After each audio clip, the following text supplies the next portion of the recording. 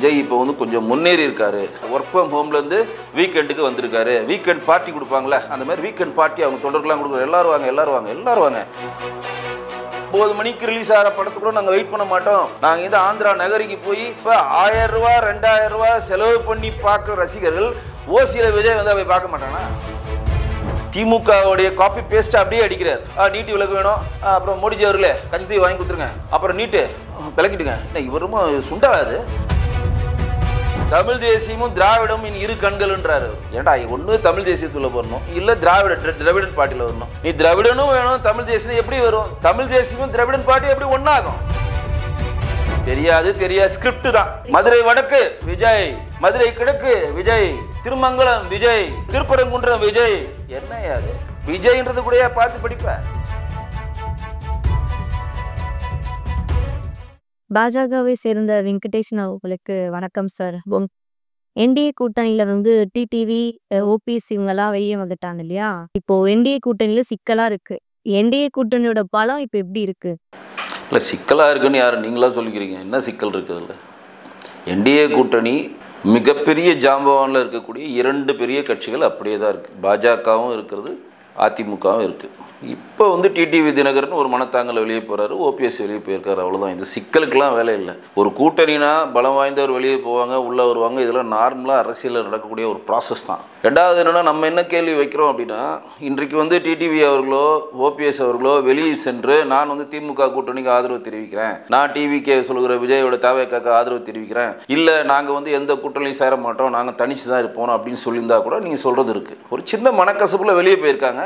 இன்றைக்கு எங்களுடைய மாநில தலைவர் நேற்று போய் அமித்ஷா அவர்களை சந்திச்சு வந்திருக்காரு. இன்னைக்கு சந்தோஷ் வந்திருக்காரு. இன்னைக்கு அவங்களோட ஒரு சிறப்பு கூட்டம் நடைபெற்று கொண்டிருக்கிறது. இதன் முடிவில் பிரிந்து போன, நம்மளை விட்டு போன எல்லா கட்சிகளும் உள்ள வரும் அப்படின்றதுக்கான வேலைகள் போயிட்டு இருக்கு. இன்னைக்கு பிரேமலதா மேடம் ஆகட்டும், டிடிவி தினகரன் ஆகட்டும், டிடிவி தினகரன் ஒரு கோரிக்கை வச்சிருக்காரு, எடப்பாடி கூட்டத்தில் நாங்கள் இருக்க மாட்டோம்னு வச்சிருக்காரு. அது கன்சிடர் பண்ணுவாங்க. ஓபிஎஸ் எது வேணா நடக்கும் அப்படின்னு அவரும் சொல்லியிருக்காரு. ஸோ யாருமே வெளியில போகல, ஒரு மனக்கசப்புல வெளியே போயிருக்காங்க, திருப்பி உள்ள வருவாங்க. இதே டிஎம்கேல இருக்கவங்க எல்லாருக்கும் மனக்கசப்பு இருக்கு, ஏன் வெளியே போக மாட்டேன்றாங்க? அவங்கள்ட்ட ஆட்சி அதிகாரம், எம்எல்ஏ என்ற பதவி, அவங்க தேர்தல் என்னன்னா பெருந்தொகையை திமுக கொடுக்குது. அதனால அவங்க வெளியே போக மாட்டேன்றாங்க, உள்ள இருந்தே ஃபைட் பண்றாங்க. நம்ம இதில் வெளியே போயிருக்காங்க. வெளியே போனவர்கள் எல்லாரும் திமுக வீழ்த்துன்ற ஒற்றை குறிக்கோளுடன் இருப்பார்கள். அந்த ஒற்றை குறிக்கோளுக்காக தேசிய ஜனநாயக கூட்டணியில் மீண்டும் இணைவார்கள். இந்த கட்சிகள் இல்லாமல், டிடிவி தினகரனுடைய அம்மா மக்கள் முன்னேற்ற கழகம் இல்லாமல், ஓபிஎஸ் இல்லாமல், மாற்று கட்சியை சேர்ந்த எதிரணிகளுக்கு கட்சிகள், பல கட்சிகள் தேசிய ஜனநாயக கூட்டணி இணையதான் போகிறது. மிகப்பெரிய பலம் வாய்ந்த ஒரு கூட்டணியாக அது உருவாக தான் போகிறது. அதிமுக ஒன்றிணைந்ததுல என்ன சிக்கல் இருக்கு? இல்லை, அதிமுக ஒன்றிணையமா அது பிரிஞ்சிருக்கான்றதுக்கான கருத்தை நம்ம சொல்லவே முடியாது. அது அவங்க கட்சியோட உட்கட்சி பிரச்சனை. அந்த கட்சியில் யாரை சேர்க்கணும், யாரை சேர்க்கக்கூடாது, யாருக்கு என்ன பொறுப்பு கொடுக்கணும்னு அதற்குன்னு ஒரு தலைவர், பொதுச் செயலாளர், பொருளாளர் தேர்ந்தெடுத்து வச்சிருக்காங்க. ஒரு பொதுக்குழு, செயற்குழு வச்சிருக்காங்க. அது அவர்கள் முடிவு பண்ணுவாங்க. இதில் ஒரு பாஜகவினுடைய அடிமட்ட தொண்டனாக அதிமுக கட்சியில் என்ன நிலவருதுன்னு கருத்து சொல்வதற்கு சரியாக இருக்காது. எங்களுடைய தேசிய தலைவர், உள்துறை அமைச்சராக இருக்கக்கூடிய அமித்ஷா அவர்கள் தெளிவாக சொல்லிட்டாரு, அதிமுக கட்சியினுடைய உள்கட்சி விவகாரங்களில் நாங்கள் தலையிட மாட்டோம். அது அவங்களுடைய பிரச்சனை. அதை பேசி முடிச்சுட்டு வருவாங்க. இன்றைக்கு எங்ககிட்ட ஏடிஎம்கே கூட்டணியில் ரெட்டலை இருக்கிறது, எடப்பாடி இருக்கிறார். எடப்பாடியை தமிழ்நாட்டுடைய முதலமைச்சராக 2027 ஆக்குவோம் தான். அவர் போகிற இடமெல்லாம் பாஜக தொண்டர்கள் கூட சென்று மிகப்பெரிய ஆதரவை கொடுத்து தமிழ்நாட்டில் தேசிய ஜனநாயக கூட்டணிக்கு எடப்பாடி அவர் தான் தலைமை தாங்குவான்ற ப்ராசஸில் ரொம்ப சரியான பாதையில் நம்ம சென்று கொண்டிருக்கிறோம். விஜய் வீக்கெண்ட்ல தான் மக்களை சந்திக்கிறாருன்னு விமர்சனம் வைக்கிறாங்க இல்லையா? இந்த விமர்சனம் விஜயோட கட்சியை ரொம்ப பலவீனமாக்குதா? இல்லை, விஜய் வீக்கெண்ட் சொல்லலாம் ஒத்துக்க மாட்டாங்க. விஜய் இப்போ கொஞ்சம் முன்னேறி இருக்காரு. பழையோட இப்போ கொஞ்சம் முன்னேறி. ஏன்னா முன்னாடி ஒர்க் ஃப்ரம் ஹோமில் இருந்தார். இப்போ வீக்கெண்ட் ஃபிகர் ஆகிட்டார். அவ்வளோதான். ஒர்க் ஃப்ரம் ஹோம்லேருந்து கொஞ்சம் முன்னேறி இருக்கார். இப்போ எல்லாருமே லீவ் நாளில், சனி ஞாயிறில் தான் எல்லாம் வெளியில் வருவாங்க. ஒருவேளை சனி ஞாயிறில் தான் வெளில வந்தால் நமக்கான தொண்டர்கள் வருவாங்களான்னு அவர் நினைக்கிறாரான்னு தெரியல. நான் இதுவரையும் 1947 சுதந்திரம் அடைஞ்சதுலேருந்து வரலாறு படிச்சிருக்கேன். அதுக்கு முன்னாடி சுதந்திரம் அடையிறதுக்கு முன்னாடி பிரிட்டிஷ் வரலாறு படிச்சிருக்கேன். உலக தலைவர்களுடைய வரலாறு படிச்சிருக்கேன். எந்த ஒரு தலைவரும் சனி ஞாயிறு வந்தால் நான் மக்களை சந்திப்போன்னு சொன்னதை நான் பார்த்ததே கிடையாது. நான் இதுவரையும் லைஃப்பில் பார்த்ததே கிடையாது. சனி ஞாயிற்றுக்கிழமை லீவு எல்லாம் வீட்டில் கரிசோரை சாப்பிட்டு தூங்குவாங்கன்னு தான் கேள்விப்பட்டிருக்கேன், நான் அன்னைக்கு தான் வருவேன். அப்போ படிப்படியாக விஜய் முன்னேறுகிறார். ஒர்க் ஃப்ரம் ஹோம்லேருந்து வீக்கெண்டுக்கு வந்திருக்காரு. வீக்கெண்ட் பார்ட்டி கொடுப்பாங்களே, அந்த மாதிரி வீக்கெண்ட் பார்ட்டி அவங்க தொண்டர்கள்லாம் கொடுக்குறாரு. எல்லாரும் வாங்க, எல்லாரும் வாங்க, எல்லாரும் வாங்க, இன்னைக்கு வந்து பார்ட்டி, இன்னைக்கு சனி ஞாயிற்றுக்கிழமை, எல்லாரும் வாங்க, வந்து என்னை பாருங்க, டாட்டா காட்டுங்க, என் வண்டியை ஒன்று நகத்தை விடாமல் பண்ணுங்க, கூட்டத்தை கூடுங்க, எல்லாரும் சமிக்கிற மாதிரி ஒரு விஷயத்தை முன்வைங்கன்னு சொல்லிட்டு செயற்கையான தன் பலத்தை தப்பாக வழி நடத்துகிறார் அப்படின்னு தான் சொல்லுவேன். ஏன் அப்படின்னா, ஒருத்தர் வந்து திருச்சியில் கூட்டம் நடக்க போது 13ஆம் தேதி கூட்டம், நான் வந்து மக்களை சந்திக்க போகிறேன் அப்படின்னு சொன்னார்னா, இவர் என்ன பண்ணும், கூட்டம் நடக்கிற இடத்துலேருந்து எவ்வளோ கிட்டையோ அங்கே வந்து ஹெலிபேடில் வந்து இறங்கிட்டு அந்த கூட்டம் நடக்கிற டைமை சொல்லாமல் டக்குன்னு வந்து மேடல் ஏறி பார்த்துருந்தாருன்னா பிரச்சனையே இல்லை. நான் இத்தனை மணிக்கு தான் வருவேன், யாரும் வந்துடாதீங்க ஏர்போர்ட்டுக்கு, நான் இத்தனை மணிக்கு தான் ஃப்ளைட் ஏறுறேன், திருச்சி ஏர்போர்ட்டுக்கு யாரும் வராதிங்க அப்படின்னு என்ன அர்த்தம், எல்லாரும் வாங்க.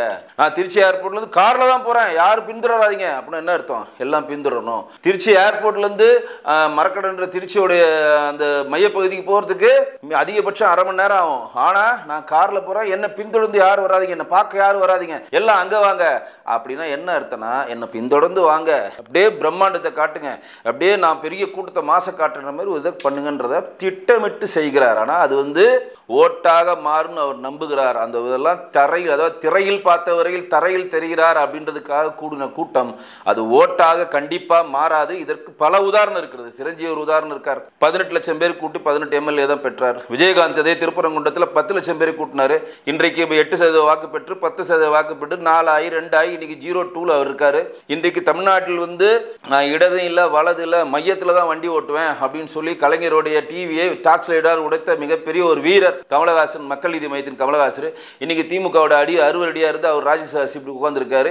இவர்கள் எல்லாம் வந்து சினிமா பாணியில் அரசியல் உள்ள வருகிறார்கள். தயவு செய்து விஜய் சார் ஒன்று புரிந்து கொள்ள வேண்டும், அரசியல் வேறு, சினிமா வேறு. உங்களுடைய அந்த கவர்ச்சி வந்து ஏன் இருக்கு அப்படின்னா, நீங்கள் கரண்டா ஒரு ஹீரோவா இருக்கீங்க.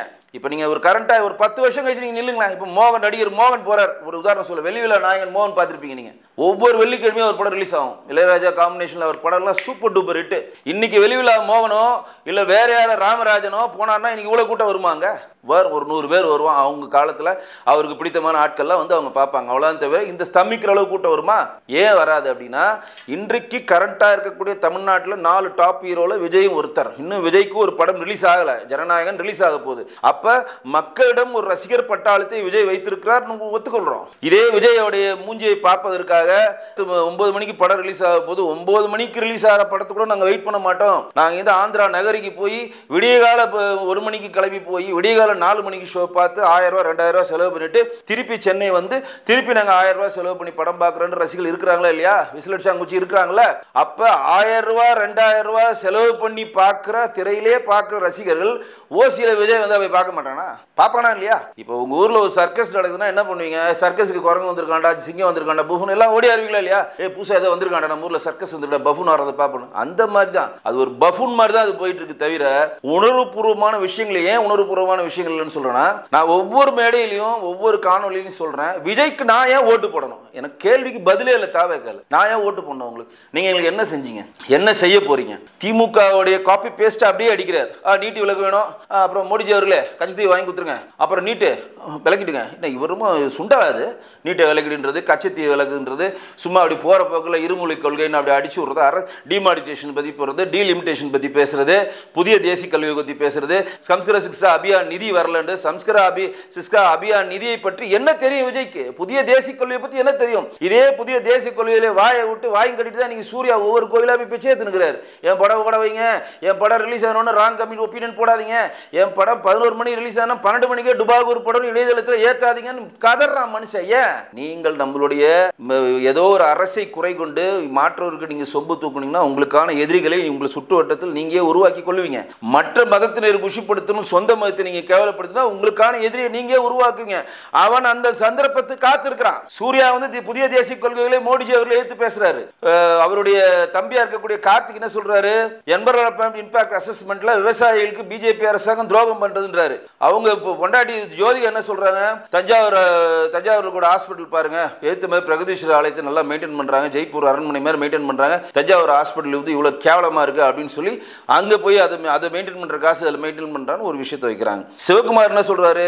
திருப்பதி மலையில் கண்டவனுக்கு முதல் மரியாதை கொடுக்குறாங்க. குடிச்சிட்டு அவன் வந்து சல்லாபம் பண்ணிட்டு விடிய கால இதுக்கு போனால் கூட அவனுக்கு முதல் மரியாதை கொடுக்குறான்னு. இப்படி உங்களுக்கு தேவையில்லாத, உங்களுக்கு சம்பந்தம் இல்லாத யாரையோ ஒருத்தரை குஷிப்படுத்த வேண்டும் நீங்கள் சொன்ன சொற்களுக்கெல்லாம் எல்லாரும் உள் வாங்கி வச்சிருப்பான். வாங்கிட்டு எப்போ அவனுக்கு சந்தர்ப்பம் வருதோ அப்போ குத்துவான். அப்போ குத்துறது அந்த படம் ரிலீஸ்க்கு. படம் ரிலீஸ் ஆன உடனே குத்துறான் பாருங்க, டக்கு டக்கு டக்கு டக்குன்னு எல்லாத்துக்கும் குத்துவான். படம் மொக்கை படம் போய் விடாதீர்கள், ஐயோ முடியல என்னால படம், எந்த படத்தை எப்படி நடிச்சாரு எங்களுக்கு இருக்கு, இந்த படத்துக்கு அந்த படமே பெட்டர்னு சொல்லிட்டு மொத்தமாக குத்துவான். அதே மாதிரி தான் ஓட்டும். இது ஏன் இங்கே பதிவு செய்ய விரும்புகிறேன்னா, ஓட்டும் இதே கான்செப்ட் தான். நீங்கள் பண்ற திமுக பண்ற எல்லா அவங்களையும் மக்கள் உள்வாங்குவாங்க. திமுக பண்ற எல்லா ஃப்ராடுகளையும் உண்மை. இன்னைக்கு அன்புக்கரங்கள்ன்றாரு, 4.5 வருஷமா தூங்கிட்டு திடீர்னு அன்புக்கரங்கள் வந்து 2 பேரும் காசு கொடுத்துட்டா போதுமா? 4.5 வருஷமா தூங்கிட்டு திடீர்னு நாங்கள் வந்து உங்களுடைய ஸ்டாலின் மேலே நடத்துகிறோம், எல்லாரும் வாங்க எல்லாரும் வாங்க, எல்லா கோரிக்கையும் கொடுங்க, நாங்கள் எல்லாத்தையும் தீர்த்து வைக்கிறோம்னு சொல்லிட்டு கோரிக்கையை கொடுத்தா அதுக்கு வைகை ஆற்றுல போடுறது. கோரிக்கையை இப்போ நீத்து கொடுறான்னு கேட்டால் வைகை ஆற்றுல தூக்கி போட்டு கோரிக்கையை தீர்த்துன்னு சொல்லி ஒரு படத்தை காட்டுற வேலையை இவங்க பண்ணுறாங்க. அது வந்து அந்த ஆதங்கம். ஏன்னா ஒரு மனிதனுக்கு எப்போ கோபம் வருது தெரியுங்களா? மாதம் கரண்ட் பில் கட்டுறப்ப நான் கோவப்படுறேன். ஆஹா 4,000 கட்டிட்டு இருந்தோம், 8,000 கட்டுறோம், இதுக்கு யார் காரணம் அப்படின்னு கோவம் வருது. சொத்து வரி வெறும் 100 ரூபா கட்டியிருந்தேன், இன்னைக்கு எவ்வளோ 100% 1000 ரூபா கட்டுறேன், 100% ஏற்றிருக்காங்க சொத்து வரி. இதுக்கெல்லாம் காரணம் யாரு? கோவம் வருது எனக்கு. முத்திரத்தாள் போய் ஒரு இடத்த வாங்கி பதிவு பண்ண போகிறேன்.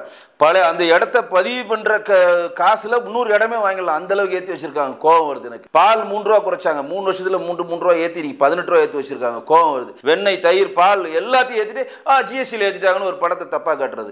பஸ்ஸில் ஏறினா இது மகளிர் பஸ் எல்லாருக்கும் சொல்லிட்டு மகளிர் பஸ்ன்னு சொல்லிட்டு எப்பனாவட்ட மகளிர் பஸ்ஸை விட்டுட்டு அப்படியே அது வந்தாலும் அவங்க இருக்கக்கூடிய அமைச்சர்லாம் சேர்த்து ஓசியில் தானே போகிறேன்னு சொல்லி கேவலப்படுத்துறது. இப்படி ஒவ்வொரு விஷயத்தையும் அவர்கள் நம்மளை தாக்குகிற விஷயத்தை நாங்கள் உள்வாங்கி என் கோபக்கடலை அடக்கி வைத்துட்டே இருப்பேன். எப்ப குத்துவேன்? இந்த தேர்தல் 2026 வரப்போதான் நச்சுன்னு குத்துவேன். பாஜகவுடைய தாமரையில் குத்துவேன். குத்திட்டு தான் இவங்களுக்கு அதற்கான தண்டனையை கொடுப்பேன். இப்போ விஜயை வந்து சீமான் அவர்கள் ரொம்பவே விமர்சனம் பண்றாங்க இல்லையா? அதுக்கு நீங்க என்ன சொல்றீங்க? இல்லை, விஜய் வந்து சீமான் விமர்சனம் வந்து இப்போ லேட்டஸ்ட்டாக ரொம்ப பண்ணுறாரு. என்ன காரணம்னா, சீமானுடைய இளைஞர் பட்டாள ஓட்டை விஜய் எடுக்கிறான்ற கோபம் அவருக்கு இருக்குது. தனக்கான ஆட்களை, தன்னுடைய 8% ஓட்டை வாங்கி இன்னைக்கு இந்தியாவினுடைய தேர்தல் கமிஷனுடைய அங்கீகாரத்தை அவர் கட்சி பெற்றிருக்கிறது. அப்போ நம்ம வந்து தேர்தல் கட்சியினுடைய 8% ஓட்டு வாங்கி அங்கீகாரத்தை பெற்றிருக்கிறோமே, 30 லட்சம் வாக்கு பெற்றிருக்கிறோமே, இந்த வாக்கில் எதிர் ஓட்டை வந்துடக்கூடாது. ஏன்னா சீமான் பின்னாடி திரள்கிற கூட்டம் வந்து தமிழ் தேசியம் பேசுகிற, ஒட்டுமொத்தமாக தமிழ் தேசியம் பேசுகிற இளைஞர் பட்டாளம் தான் சீமான் பின்னாடி இருக்கிறாங்க. தவிர நல்ல வெல் டு டூ ஒரு 45 வயசு 50 வயசு கடந்தவங்களாம் சீமான் பக்கத்தில் இருக்க மாட்டாங்க. அவர் பேச்சால், அவர் உடல் மொழியால், அவர் சொல்லுகிற தகவலால் கவரப்படுவர்கள் தான் அவங்க போகிறாங்க. அப்போ அந்த பேச்சால், உடல் மொழியால், சொல்லுகிற தகவலால் கவரப்படுவதில் அவங்க போடுறப்ப அது விஜய்ன்ற ஒரு பெரிய பிம்பம் வரப்போ அந்த இடத்துல அடிபடுது. ஏன்னா இன்றைக்கு வந்து விஜய் இன்றைக்கும் கரண்ட் ஸ்டார். அவர் இன்றைக்கும் அவர் 200 கோடி ரூபா பிஸ்னஸ் இருக்குது. இன்றைக்கும் அவருக்கு வந்து படம் நடிச்சிட்டு இருக்காரு. டாப்பான படத்தை விட்டுட்டு தான் அவர் அரசியலுக்கு வரேன்னு சொல்கிறார். அப்போ இன்றைக்கும் கரண்ட் ஸ்டார்னா கரண்ட்டாக, பல்ஸாக, கரண்ட்டாக அவரோட ரசிகர்கள் லைவாக இருக்காங்க. இப்போ விஜய் வந்து விஜய்கிட்ட நம்ம ஒரு விஷயமே வைக்கிறோம், நீங்கள் அரசியலுக்கு வரீங்களா, உங்கள் சினிமா பிரபலத்தை காட்டாதீங்க, நீங்கள் ஒரு 10 வருஷம் எந்த படமும் நடிக்காம வீட்டில் முடங்கிருங்க, எதுவும் வீட்டு வேலை உங்களோட ஃபேமிலியை பார்த்துட்டு முடங்கிருங்க. 11வது வருஷம் நீங்கள் அரசியலுக்கு வாங்க, உங்கள் பின்னாடி ஒருத்த வருவானா? 10 வருஷம் கூட, 1 வருஷம் முடங்கிதான் அவங்க பின்னாடி வரமாட்டான். மக்கள் வந்து அன்றைக்கு கிடைக்கிறது தான் போவாங்க, தவிர லேட்டாக உங்களை விட்டு கடந்து போயிடுவான். அப்போ சீமான் என்ன நினைக்கிறாரு? நமக்கான ஓட்டுகளை விஜய் எடுக்கிறாரு அப்படின்னு நினைக்கிறாரு. இது ஒரு பக்கம். 2வது வந்து முத்து அவர்களுடைய இறந்ததுக்கான அந்த இரங்கல் விஷயத்தை கேதம் கேட்குதுன்னு சொல்லுவாங்க. அதுக்கு போய் அவர் மாண்பு முதலமைச்சரை போய் திரு சீமான் அவர்கள் சந்தித்த பிறகு இன்னும் அவர் விஜய் மேல் இருக்க வீரியம் அதிகமாகுது. ஒருவேளை திமுக இயக்குறாங்களா தெரியல, இருக்கலாம். நேரடியாக திமுக வந்து சொல்லாமல் நீங்கள் விஜயை வந்து தாக்குங்க, நாங்கள் உங்களுக்கு சப்போர்ட் பண்ணுறோன்னு கூட சொல்லலாம். அது வந்து எங்களுக்கு அது வந்து உடன்பாடு இருக்கா இல்லையான்னு தெரிய வரல. ஆனால் அவர் வந்து முதலமைச்சர் அவர்களை சந்தித்த பிறகு வெளியில் வந்து விஜய் அவர்கள் வந்து குறிப்பிட்டு தாக்குவதோடைய வீரியம் ஜாஸ்தி ஆகுது. ஏன்னா சீமானுடைய அடிப்படை கொள்கை தமிழ் தேசியம். அவர் விஜய் என்ன பண்ணிட்டாரு? அடிவடத்திலே கை வைக்கிறாரு. தமிழ் தேசியமும் திராவிடமும் இரு கண்கள்ன்றாரு. ஏன்டா, ஒன்று தமிழ் தேசியத்துல வரணும், இல்லை திராவிடன் பார்ட்டியில் வரணும். நீ திராவிடனும் வேணும், தமிழ் தேசியம் எப்படி வரும்? தமிழ் தேசியமும் திராவிடன் பார்ட்டி எப்படி ஒன்னாகும்? இந்த புரிதல் அவருக்கு இல்லை, அது வேற விஷயம். எப்படி தேவர் பெருனார் வந்து தேசியமும் தெய்வீகமும் இரு கண்கள்னு சொன்னாரோ, இவர் திராவிடமும் தமிழ் தேசியமும் என்னுடைய இரு கண்கள்னு சொல்லிட்டு மக்களை ஒரு குழப்ப நிலை அடைகிறார். 2வது, இது வந்து கொள்கை எதிரி, இன்னொன்று அரசியல் எதிரி. அது என்னடா, கொள்கைக்கு ஒரு எதிரி, அரசியல் எதிரி யாருன்னா பாஜக, கொள்கை எதிரி யாருன்னா நம்ம திமுக. இது என்ன கான்செப்ட்? திமுகவுடைய 90% கொள்கையை தான் நீ ஃபாலோ பண்ணி இங்கே அடிக்கிற. நீங்கள் அண்ணாதுரை முதற்கொண்டு பிறந்தநாளுக்கு அவர் வாழ்த்து சொல்கிறார். அண்ணாதுரை தான் ஒன்றே குலம் ஒருவனே தேவன் சொன்னார். அண்ணா தான் தமிழ்நாடுன்ற பேர் நமக்கு வாங்கி கொடுத்தாரு. அதெல்லாம் உண்மை. ஆனால் ஒன்றே குலம் ஒருவனே தேவன் சொன்னது அண்ணாதுரை இல்லை, திருமூலர் சொன்னது. அதே மாதிரி மக்களுடன் சேர், மக்களுடன் பழகு, மக்களுடன் இணை அப்படின்னு சொன்னது அண்ணாதுரைன்னு சொல்கிறாரு. அது சீனாவில் இருக்கக்கூடிய மாதுன்னு ஒரு அறிஞர் சொன்ன வார்த்தை. அது இதெல்லாம் காப்பி பேஸ்ட் இவங்க சொன்ன மாதிரி எங்களோட திராவிடன் கும்பல் வந்து ஒன்றே குலம் ஒருவனே தேவன் அண்ணாதுரை பொன்மொழிகள். அண்ணாதுரைக்கு அதுக்கு சம்பந்தமே இல்லையா? திருமூலர் சொன்னது யாது? அன்பே கடவுள், ஒன்றே குலம் ஒருவனே தேவன் சொன்னது நம்ம திருமூலர் சொன்னது. நம்மளுடைய திருமூலரையும் 63 நாயனார்களும் 12 ஆழ்வார்களையும் மழுங்கடித்து 50 காப்பியம் சிதப்பதிகாரம் வளையபதி குண்டலேசின்னு சொல்ற 50 காப்பியத்தை சுத்தமா அது இல்லாம பண்ணி பெரியார்மன் பெரியார்மன் பெரியார்மன் சொல்லி இங்கத்தை படத்தை காட்டுறாங்க. இங்க இருக்கக்கூடிய மக்கள் புரிஞ்சுக்கணும். அப்பர் சுந்தரர் மாணிக்க வாசகர் திருநாவுக்கரசர் மிகப்பெரிய ஜாம்பவான்கள், தேவாரம் திருவாசகம் பண்ணவங்க.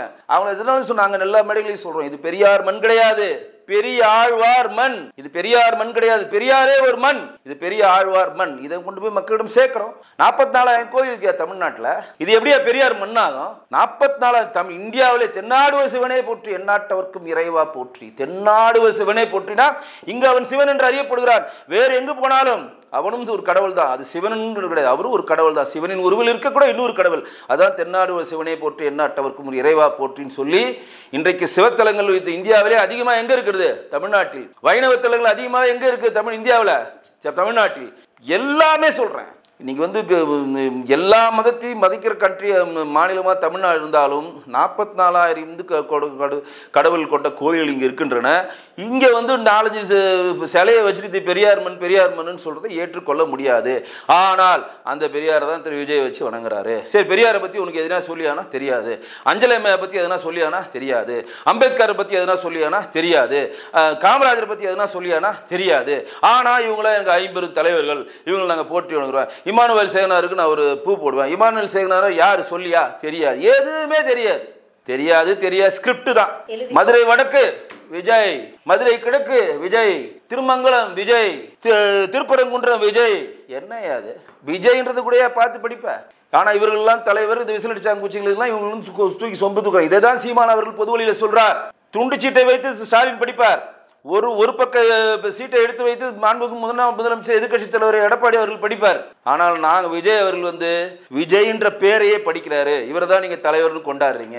இப்போ மதுரை திருப்பரங்குன்றம், மதுரை மேற்கு, மதுரை கிழக்கு, மத்திய மதுரை, திருமங்கலம், இன்னும் மற்ற இருக்கக்கூடிய மேலூர், இப்படிலாம் இருக்குது. மதுரையில் இருக்கக்கூடிய ஒரு முஸ்லிம்பட்டி ஒரு 10 மாவட்டங்களை சொல்லிக்கலாம். ஏன்னா மாவட்டங்கள் பேர் தெரியாது, நீங்கள் பார்த்துக்கலாம் முஸ்லிம்பட்டி அப்படின்னு. விஜய்ன்றது கூட பார்க்கணுன்னா அப்புறம் என்ன இருக்கு? அப்போ இவர்கள்லாம் கட்சிடா. அப்போ என்னன்னா ஒரு ஃபார்முலாவாக கொடுக்கப்பட்ட ஸ்கிரிப்டை அப்ப இந்த வீக்கெண்டுல ஒர்க் ஃப்ரம் ஹோம்ல இருந்து வீக்கெண்டு தலைவர் அவர் ஆனார்ல, வீக்கெண்டு தலைவரா எதுக்கு ஆகுதுன்னா 5 நாள் எழுதி கொடுத்து மனப்பாடம் பண்ணுவார். மதுரை மேற்கு விஜய், மதுரை மேற்கு விஜய், மதுரை மேற்கு விஜய், மதுரை மேற்கு, மதுரை கிழக்கு விஜய், மதுரை கிழக்கு விஜய், மதுரை கிழக்கு, மத்திய மதுரை விஜய் விஜய் விஜய். இதுதான் இந்த தலைவர் தான் அங்க இருக்கக்கூடிய விசிலட்சாங்குச்சிகள் கொண்டாடுகிறது.